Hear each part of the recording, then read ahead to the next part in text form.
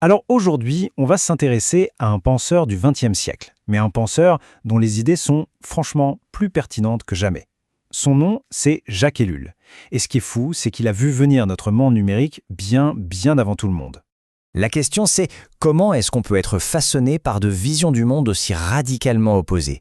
Eh bien c'est tout le paradoxe de la vie d'Ellul. C'est vraiment cette tension intellectuelle hyper profonde qui va nourrir toute sa pensée. Pour vraiment comprendre Ellul, il faut faire un retour en arrière, dans sa jeunesse, qui a été marquée par deux événements, de véritables séismes qui ont défini tout son parcours. Imaginons la scène. On est à Bordeaux, au début des années 30. La Grande Dépression frappe de plein fouet. Le père d'Ellul, qui est un homme très cultivé, issu de l'aristocratie serbe, se retrouve sans aucun travail. Pour le jeune Jacques, cette pauvreté, c'est pas juste une statistique, c'est une injustice qu'il vit au quotidien et qu'il ne comprend pas. Et puis un jour, à 18 ans, il ouvre Le Capital de Karl Marx. Et là, c'est le choc, c'est une révélation. D'un coup, tout devient clair. Marx lui donne une grille de lecture, il met des mots sur l'injustice, il lui explique les mécanismes froids de l'économie qui peuvent broyer des vies comme celle de son père. Sauf que, aussi puissante que soit l'analyse de Marx, Ellul sent qu'il manque quelque chose.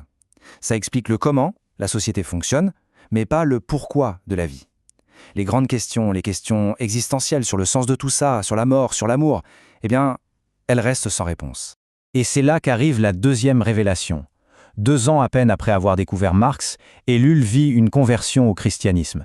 Il la décrira à lui-même comme brutale et subite. Ce n'est pas du tout une évolution en douceur, c'est un autre tremblement de terre, intellectuel et spirituel. Et voilà, on touche là au cœur du réacteur Ellul, parce que lui, il refuse de choisir. Pas question. Il va passer toute sa vie à maintenir cette tension, à faire dialoguer ces deux pôles. D'un côté, on a l'analyse hyper critique, matérialiste de la société, qui lui vient de Marx, et de l'autre, cette quête de sens, de liberté qu'il trouve dans sa foi. C'est vraiment de ce choc, de cette dialectique, que va naître toute son œuvre. Alors, fort de cette double conviction, Ellul ne va pas rester dans sa tour d'ivoire, loin de là. Il se jette à corps perdu dans l'action, persuadé qu'il peut changer le monde. C'est une période d'engagement vraiment intense, qui va se terminer par une profonde désillusion. Son parcours, c'est celui d'un homme engagé sur absolument tous les fronts. Dans les années 30, il se bat contre la montée du fascisme. Pendant la guerre, il entre dans la résistance. Après la libération, il se lance en politique, et puis il essaie de réformer l'Église de l'intérieur. Bref, il aura tout essayé. Mais voilà, après des décennies d'efforts, le constat est amer. Que ce soit l'État, les partis ou même l'Église, toutes ces institutions lui semblent impuissantes. Il en arrive à la conclusion que l'action politique classique, c'est une illusion, qu'elle s'attaque aux symptômes, mais sans jamais toucher la racine du mal.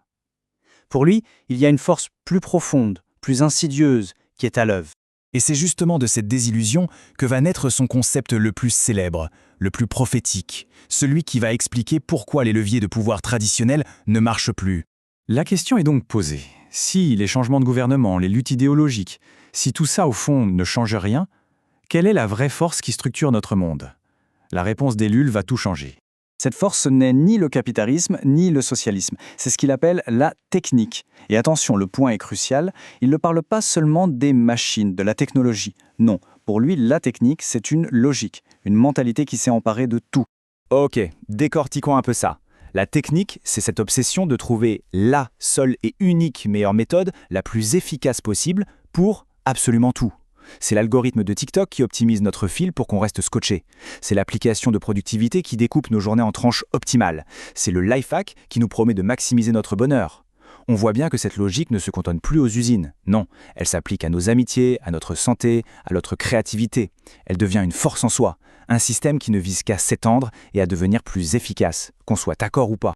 Et selon Ellul, cette logique, qui est devenue omniprésente, a créé un environnement complètement nouveau pour l'humanité. Un monde artificiel dans lequel on est désormais tous immergés. C'est une progression en 3 grandes étapes. Tout au début, l'humanité vivait dans un rapport direct, parfois brutal, avec la nature. Ensuite, elle a créé la société, les lois, la culture, la politique, pour servir d'intermédiaire. Mais aujourd'hui, une 3e couche s'est rajoutée, le milieu technicien. Nos relations sociales, notre travail et même notre rapport à la nature, tout est désormais filtré, organisé, optimisé par la technique. Et face à ce nouvel environnement, froid, rationnel, comment est-ce qu'on réagit, nous, les êtres humains? Ellul identifie 2 grandes réactions. Soit on se met à imiter sa logique, soit on cherche désespérément à y échapper, à compenser le vide qu'elle crée. Prenons des exemples d'aujourd'hui, ça sera plus clair. Au travail, l'imitation de la technique, c'est la culture des indicateurs de performance, la surveillance constante, le salarié qui devient un ensemble de données à optimiser.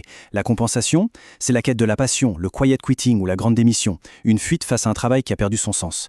Dans nos vies sociales, l'imitation, c'est le swiping sur les applis de rencontre où les gens sont réduits à des profils optimisés. La compensation, c'est cette recherche obsessionnelle de l'authenticité, les digital detox, une tentative désespérée de retrouver une connexion humaine qui ne soit pas médiatisée. Bien sûr, cette domination de la logique technicienne, elle n'est pas sans conséquence. Gagner en efficacité, ça a un coût. Et ce coût, il est profondément humain. Et lui, il identifie deux grandes victimes de ce système. La première, c'est le sujet. Dans un système optimisé, un individu unique, avec ses particularités, ses contradictions, eh bien, il devient un problème. C'est un grain de sable dans l'engrenage. Il doit être standardisé. C'est exactement ce qui se passe quand un algorithme ne nous voit plus comme une personne, mais comme une série de points de données à monétiser. La deuxième victime, c'est le sens. La technique est obsédée par les moyens, le comment faire les choses plus vite, plus efficacement, mais elle est complètement indifférente à la finalité, au pourquoi. Cette citation, elle résume parfaitement le dilemme. Notre puissance technique n'a jamais été aussi grande. On peut séquencer le génome, communiquer à l'autre bout du monde en une seconde, mais en même temps, le sens de nos actions, la signification de nos vies semble nous échapper de plus en plus. Et le point crucial à comprendre, c'est qu'Ellul ne se présente pas comme quelqu'un qui a la solution miracle. Son but, ce n'est pas de nous donner une recette pour réparer le monde. Non, son immense contribution, c'est de nous avoir fourni un diagnostic d'une lucidité incroyable, une grille de lecture pour comprendre les forces qui animent notre époque. Et il nous laisse avec cette question, une question qui résonne avec une force toute particulière aujourd'hui. Dans ce monde de notifications optimisées, de recommandations algorithmiques et de hacks pour chaque aspect de nos vies, que veut encore dire être libre ? Comment exercer sa liberté ? La pensée d'Ellul ne nous donne pas la réponse, mais elle nous force, et c'est ça qui est essentiel, à nous poser la question.